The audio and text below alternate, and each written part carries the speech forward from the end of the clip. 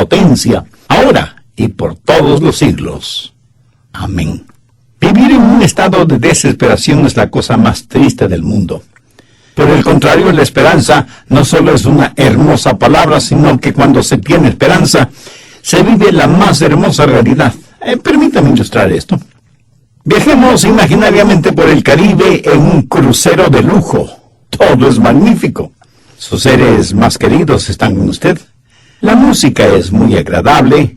El entretenimiento estupendo. El cielo es completamente azul. La comida exquisita. El océano verde turquesa está totalmente en calma. Y usted dice: estas son las mejores vacaciones que he tenido en mi vida. De pronto el capitán del crucero, por medio de los altoparlantes, hace el siguiente anuncio: distinguidos pasajeros, vamos a continuar con nuestro entretenimiento y nuestro chef ha prometido ricas sorpresas gastronómicas.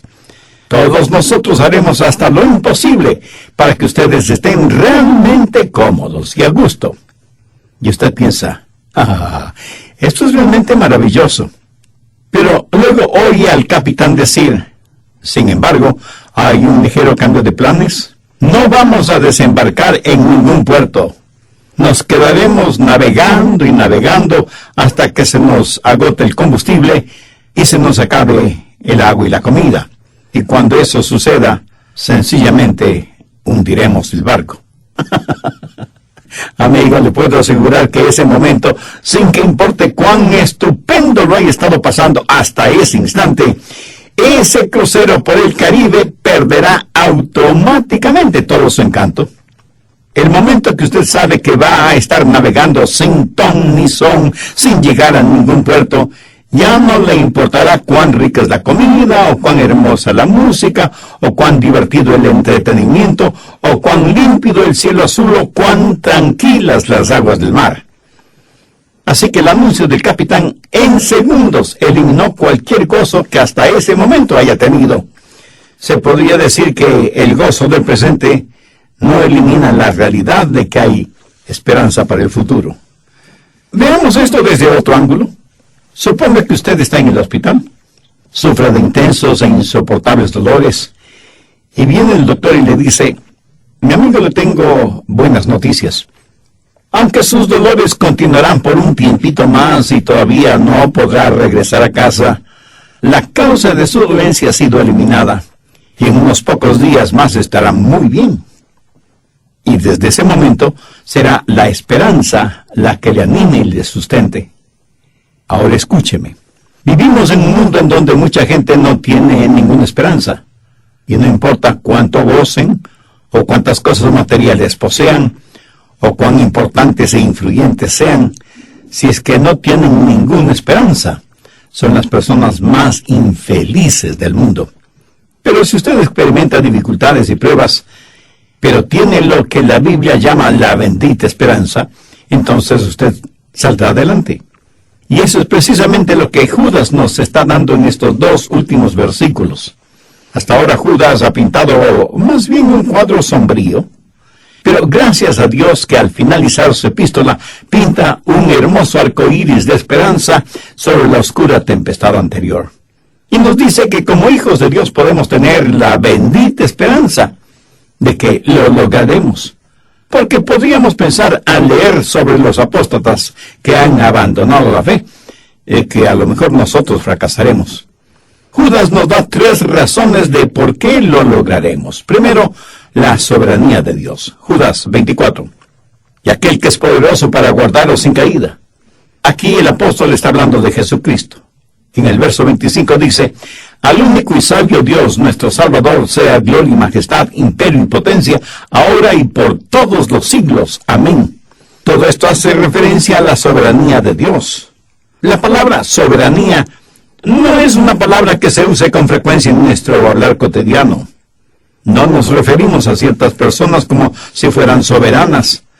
Tal vez se la use en relación con algún rey o reina, pero es una buena palabra que se la usa frecuentemente en el lenguaje bíblico. Ahora, ¿qué significa soberanía en referencia a Dios? Que Él es el rey, y es un rey soberano. Es el único sabio Dios. Él puede hacer, pues lo que quiere hacer. Por eso es Dios. Y todo lo que hace es bueno. Y la razón por la que usted y yo llegaremos a la meta no es porque nosotros podemos hacerlo, sino porque Él lo puede hacer. No es primordialmente nuestra responsabilidad, sino su habilidad para hacerlo. Veamos Efesios 3:20. Ya a aquel que es poderoso para hacer todas las cosas mucho más abundantemente de lo que pedimos o entendemos. Mi amigo, de eso es lo que estamos hablando. Hay tantos versículos bíblicos que confirman que Jesús es poderoso para salvar, para asegurar, para cuidar de cada uno de sus hijos, aún en tiempos de pruebas y dificultades. En nuestros días muchos que dicen ser creyentes tienen objeciones a que se predique acerca de la eterna seguridad del creyente, aunque eso esté claramente explicado en la Biblia. ¿Por qué? Porque dicen que esa es una enseñanza peligrosa. Mi amigo, la verdad puede ser dolorosa, pero jamás peligrosa. La mentira es peligrosa. Judas comienza su epístola y la concluye hablando de la seguridad del creyente, porque si así no lo hubiera hecho, lo que él dice entre el principio y final de su carta podría llevar a pensar a muchos que está hablando de creyentes que han perdido su salvación, o sea, apóstatas. Recuerda que un apóstata es alguien que ha recibido la verdad, ha rechazado esa verdad después de haberla tenido y comienza a burlarse de esa verdad y literalmente trata de reemplazar esa verdad con sus propias mentiras. Esa persona nunca ha sido salva. Una persona nacida de nuevo, nacida 2 veces, nunca puede perder su salvación, no porque se aferre a Dios, sino porque Dios la sostiene en sus manos. Veamos una vez más Judas 1. Judas, siervo de Jesucristo y hermano de Jacobo, a los llamados, santificados en Dios Padre y guardados en Jesucristo. Esto habla del insondable amor de Dios. Somos amados por Dios. Estamos seguros en el indescriptible amor de Dios por nosotros. En Juan 17, al orar, Jesús dijo, para que el mundo conozca que tú me enviaste y que los has amado a ellos como también a mí me has amado. ¿Cuánto le ama Dios? Dios le ama tanto como ama a su propio Hijo Jesucristo. ¿Sabe que los apóstoles no entendieron a cabalidad esto? Que Él es poderoso para cuidarnos, para que no caigamos, y para presentarnos sin mancha delante de su gloria. Dios hace las cosas de acuerdo a sus propios términos, y en la forma en que Él quiere hacerlas. De ninguna manera nuestros pensamientos son como los pensamientos de Dios, y nuestros caminos son totalmente diferentes a los caminos de Dios. En el Antiguo Testamento se relata la historia de cómo los israelitas eran mordidos por serpientes en el desierto como parte del juicio de Dios sobre ellos. ¿No cree usted que ellos oraron a Dios pidiéndole la eliminación de esas serpientes? Yo creo que sí. Pero Dios no eliminó a las serpientes. Pero en cambio le ordenó a Moisés el fundir una serpiente de bronce y ponerla en lo alto de una pértiga para que todo el que fuere mordido por una serpiente y mirara a esa serpiente metálica no perdiera la vida. Dios les dio una solución diferente a la que ellos pedían. Y nadie pensó que esa serpiente de bronce era un cuadro de Jesús en la cruz. No faltará quienes burlonamente pregunten, ¿y si Dios es tan poderoso, por qué no elimina al diablo? No, Dios no mata al diablo, pero en cambio puso a su Hijo, el Señor Jesucristo, en una cruz. Escúcheme, el cristianismo no es la sustracción de problemas de la vida, sino que es el aumento del poder para enfrentar esos problemas. Ese gran teólogo que fue San Agustín solía decir, Dios es un círculo infinito, cuyo centro está donde quiera, y su circunferencia en ninguna. Ahora, ¿qué quiso decir con eso? Que no hay ningún lugar en donde Dios no esté. Y cuando usted esté en problemas o dificultades, Dios está ahí en medio de sus problemas con usted para ayudarle a salir de esos problemas o a entenderlos bajo los parámetros de Dios. Busque el Salmo 147, los versos 3 y 4. Él sana a los quebrantados de corazón y venda sus heridas. Él cuenta el número de las estrellas. A todas ellas llama por sus nombres. Recién la ciencia está descubriendo que hay más estrellas en el firmamento que granos de arena de todos los desiertos y todas las playas del mundo juntos. Y Dios llama a cada una de las estrellas por su nombre. ¿No es eso amorosamente extraordinario? Ahora, si Dios es tan poderoso para hacer eso, ¿no cree que Él tiene el poder para cuidarle, ayudarle y protegerle? Lo que Dios quiera hacer, lo hará. No por lo que nosotros somos, sino por quien Él es y por lo que Él ha prometido. Segundo, la seguridad de los santos. Judas 24. Y aquel que es poderoso para guardaros sin caída. Cuando hablo de la seguridad del creyente, estoy seguro de que algunas personas me dirán, Pastor Rogers, usted no debería decir a la gente que pueden tener seguridad eterna en el Señor Jesucristo. ¿Así? ¿Y por qué no? Eso es lo que la Biblia enseña. Y me dirán, pero pastor, es peligroso decirle a la gente que tiene seguridad eterna, porque si tienen esa seguridad eterna seguirán pecando porque no pueden perder su salvación. Mi amigo, lo dije antes y ahora lo vuelvo a repetir. La verdad puede ser dolorosa, pero no peligrosa. El error, la mentira, eso sí es peligroso. Como hijos de Dios tenemos la seguridad de nuestra salvación, no porque ya no pequemos, sino porque ya no pecamos habitualmente. No hacemos del pecado, cualquiera que sea, nuestro estilo de vida. Si el pecado es todavía nuestro estilo de vida, significa que habitualmente, en forma cotidiana, en forma práctica, practicamos el pecado. Y eso quiere decir que no soy salvo.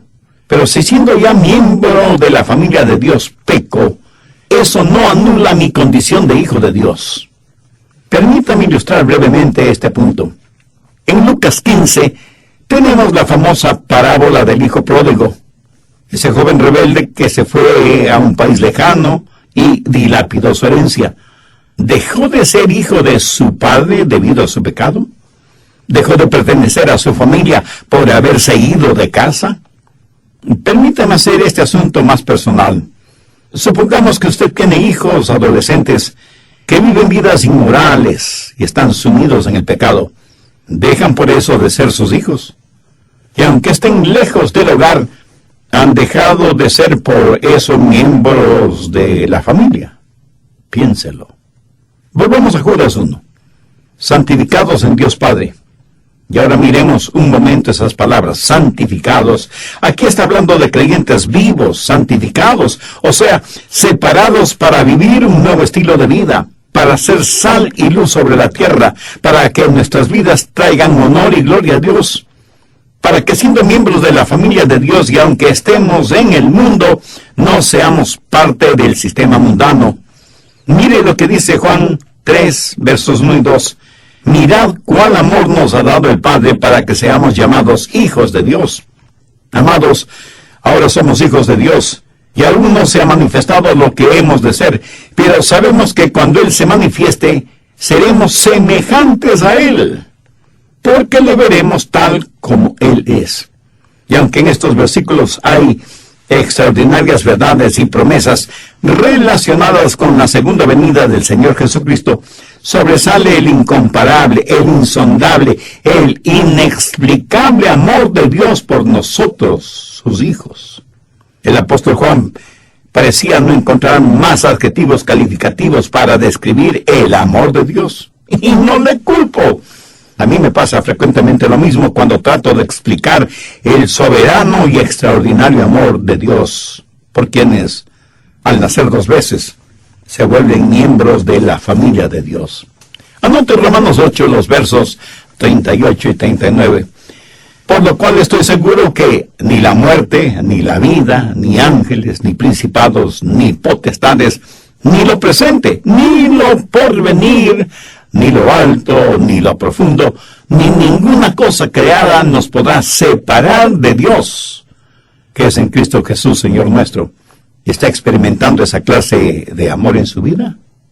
No estoy hablando del amor eros, eso abunda en el mundo. Hablo del amor ágape, que es lo que falta en el mundo. Para nuestra humana comprensión, el amor ágape es el amor que describe a Dios.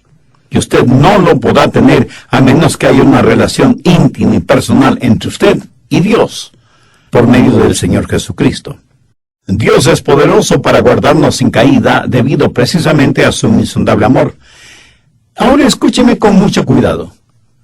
Usted no puede hacer absolutamente nada para que Dios le ame más. Pero asimismo, usted no puede hacer nada para que Dios le ame menos, porque el amor con que Él le ama es por pura gracia. ¿Ha puesto atención a lo que el apóstol Judas dice al final del verso 1? Guardaos en Jesucristo. Eso significa estar protegido, amparado, cuidado, no como un guardián en una cárcel, sino más bien como una gallina que protege a sus polluelos. Dios es poderoso. Y en el verso 25 de Judas se habla de la gloria, la majestad, el imperio y la potencia de Dios. ¿Cree usted que exista en el mundo un poder superior al poder de Dios, tanto que pudiera abrir la mano de Dios y arrebatarle a usted de su mano protectora? Mi amigo, no existe tal poder. Vamos al Evangelio de Juan, capítulo 10, los versos del 27 al 29. Mis ovejas oyen mi voz, y yo las conozco, y me siguen, y yo les doy vida eterna, y no perecerán jamás, y nadie las puede arrebatar de mi mano. Mi Padre que me las dio es mayor que todos, y nadie las puede arrebatar de la mano de mi Padre. ¿Por qué es que nadie nos puede arrebatar de la mano de Dios? Porque si alguien pudiera hacerlo, ese alguien sería mucho más poderoso que Dios, ¿no le parece? Pero hay dos razones más por las que nadie nos puede arrebatar de la mano de Dios: el insondable amor de Dios y el infinito poder de Dios. Dios le llamó a usted y usted respondió a ese llamado, pero Dios originó el llamado, no usted. Mire lo que dice Pablo en Romanos 8:30. Y a los que predestinó, a estos también llamó, y a los que llamó, a estos también justificó, y a los que justificó, a estos también glorificó. Piensa en esto. Hay una eterna y dorada cadena de redención que no puede ser rota. Dios predestina, llama, justifica y glorifica. La salvación no es trabajo suyo, es trabajo de Dios. Por eso Pablo pudo decir, estando persuadido de esto, que el que comenzó en vosotros la buena obra, la perfeccionará hasta el día de Jesucristo. Aquello pues que ha sido decretado en el cielo, no puede ser invalidado en el infierno. Lo que ha sido decretado en la eternidad, no puede ser deshecho por el tiempo. Nosotros estuvimos en el corazón de Dios, antes de que Él lo creara todo con el poder de su palabra. Él nos llamó, y nosotros escuchamos su voz y respondimos a su llamado. Ahora, cuando usted pone esas tres cosas juntas, descubrirá que cordón de tres dobleces no se rompe pronto. Y es la razón por la que estamos seguros y por qué Él es poderoso para guardarnos sin caída. Primero, su insondable amor. Segundo, su infinito poder. Tercero, su propósito eterno. Y eso, mi amigo, significa seguridad. Y alguien me preguntará, pastor, ¿eso quiere decir que no volveré a pecar o que no cometeré errores? No, de ninguna manera significa eso. Lo que significa es que ningún pecado nos podrá separar del amor de Dios. Estoy seguro que Noé se cayó muchas veces estando en el arca, pero nunca se cayó fuera del arca. Porque cuando él y su familia entraron en el arca, Dios mismo cerró y selló la puerta. Y la Biblia dice que después de que hemos caído, somos sellados con el Espíritu Santo de la promesa. Amén, bendito sea Dios por eso. La razón de que su salvación es eterna, la razón para que tengamos esperanza en estos días espiritualmente oscuros en que vivimos, la razón de que no somos como un crucero de lujo navegando en círculo, se debe a, primero, la soberanía de nuestro Salvador, segundo, la seguridad de los santos, y tercero, la suficiencia de la salvación. Pero note que estas tres cosas están eslabonadas, y la una sigue a la otra. Porque Dios es soberano, yo tengo seguridad. Y porque estoy seguro, la salvación es suficiente, porque Él es poderoso para guardarnos sin caída. Pero eso es solo un lado de la moneda, porque Dios va a hacer algo. ¿Tiene usted la más leve idea de lo que Dios va a hacer? ¿No? Pues yo tampoco. Pero no tenemos que tratar de adivinarlo. De acuerdo a la Biblia, Dios no quiere primordialmente hacerle feliz y saludable, sino santo. Dios quiere hacerle a la imagen de su amado Hijo Jesucristo. Su palabra dice que somos predestinados a ser conforme a la imagen del Hijo de Dios. ¿Y cómo es el Hijo de Dios? Sin mancha ni pecado. Jesús es el único impecable de todas las edades. Y uno de estos días, si Él es nuestro Salvador y Señor, seremos hechos a su imagen. Recuerda que los sacrificios presentados a Dios debían ser sin mancha ni contaminación de ninguna naturaleza. Esa es la misma idea cuando Pablo dice en Romanos 12:1, así que hermanos, os ruego por las misericordias de nuestro Señor Jesucristo, que presentéis vuestros cuerpos en sacrificio vivo, santo, agradable a Dios, que es vuestro culto racional. ¿Lo entiende? Ninguna cosa impura o manchada puede ser presentada a Dios como sacrificio. ¿Se puede imaginar el ser puro como Jesucristo lo fue? ¿Sabe que un día lo será? Un día usted será presentado a Él sin mancha, sin ninguna mancha. ¿A qué me refiero? Pues me refiero al rapto de la iglesia. Al tiempo de la segunda venida del Señor Jesucristo, cuando seremos cambiados, transformados. Ahora no somos sin pecado. Y de eso habla el apóstol Pablo cuando en Efesios 5 dice, Cristo amó a la iglesia y se entregó a sí mismo por ella, para santificarla, habiéndola purificado en el lavamiento del agua por la palabra, a fin de presentársela a sí mismo una iglesia gloriosa, que no tuviese mancha, ni arruga, ni cosa semejante, sino que fuese santa y sin mancha. ¿Se puede imaginar lo que será esa boda? Permítame contarle cómo se desarrollaba una boda oriental a la antigua. Primero se efectuaba la propuesta por parte del novio. Iba a la casa de la novia, en donde la cortejaba y le proponía matrimonio. Luego de la propuesta venía la compra. Prácticamente el novio compraba a la novia. Para esto, el novio había estado ahorrando por largo tiempo y negociaba con el padre de la novia sobre el precio. Después de haberse puesto de acuerdo con el padre de la novia en cuanto al precio, el novio y el futuro suegro bebían de una sola copa, que había sido bendecida. Y luego novio y novia bebían de la misma copa. Ahora el matrimonio como tal no había sido consumado, pero para todo propósito práctico, la novia ya le pertenecía al novio.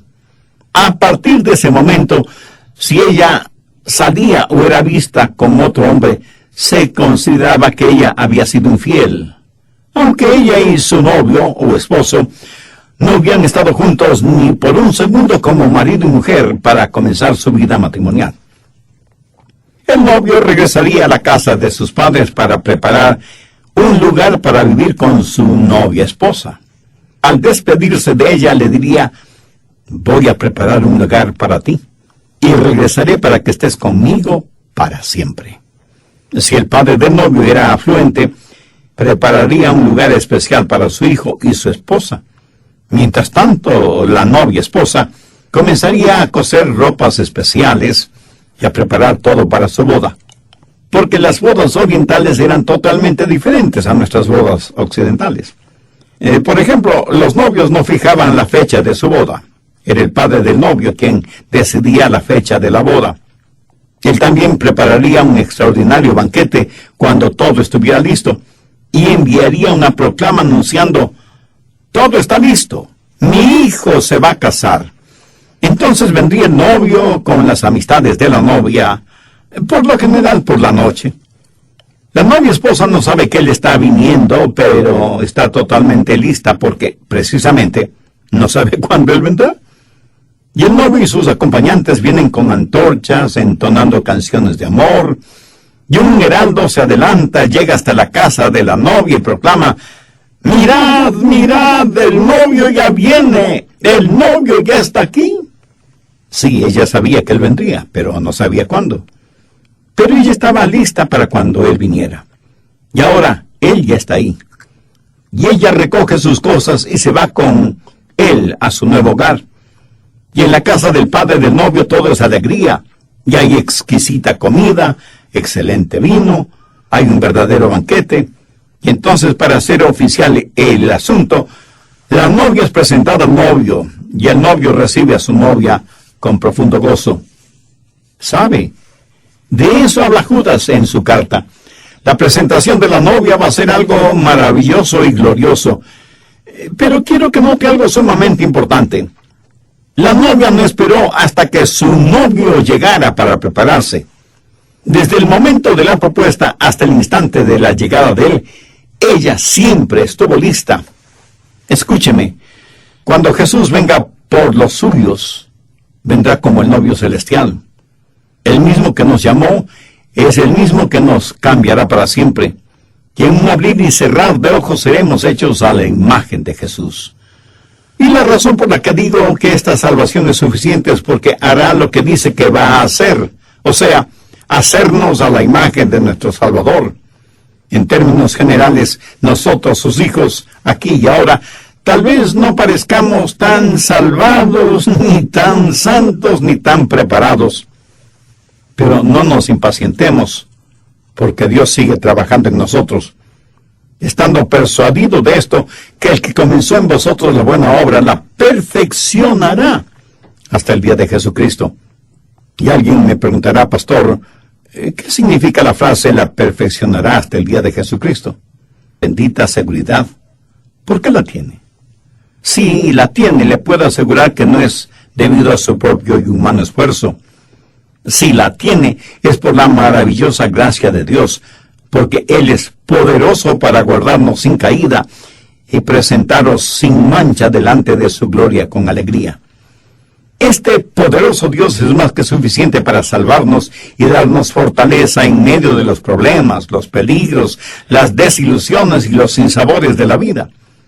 Su maravillosa gracia es la que nos guarda y sostiene, y su gracia estará con nosotros hasta cuando estemos en nuestro hogar celestial. ¿Alguna vez le ha agradecido a Dios por su gracia? ¿Alguna vez le ha expresado su gratitud por tener en sus manos su palabra, la Biblia, y en su propio idioma? ¿O nunca tiene tiempo para estas cosas que tienen que ver con Dios? Si usted no tiene tiempo para Dios ahora, cuando traspase los umbrales de la eternidad se encontrará sin Dios y sin esperanza, separado de Dios por toda la eternidad. Si usted quiere irse al infierno, mi amigo, pues se irá al infierno. Si quiere ir al cielo, se irá al cielo. Es su elección personal y nadie puede hacer nada al respecto. Yo lo único que puedo hacer es invitarle para que reciba a Jesús en su corazón y en su vida. Si acepta la invitación o la rechaza, eso también es su elección personal. Pero si usted quiere hacer una decisión por Cristo, le invito a que...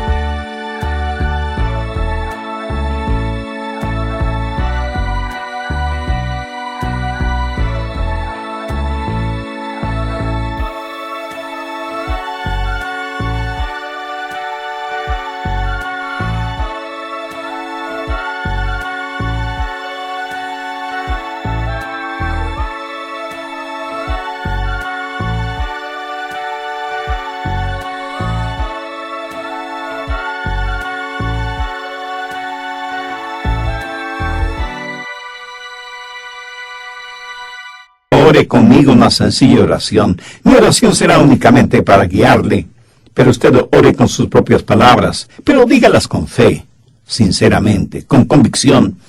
Recuerde que Dios está más interesado en la motivación de su corazón que en su habilidad oratoria. Ore en voz alta o en voz baja, o silenciosamente en la intimidad de su ser. Ore y diga: querido Dios, este mensaje de tu palabra ha hecho en mí algo que nunca antes ni siquiera lo había pensado. Soy pecador y estoy perdido espiritualmente.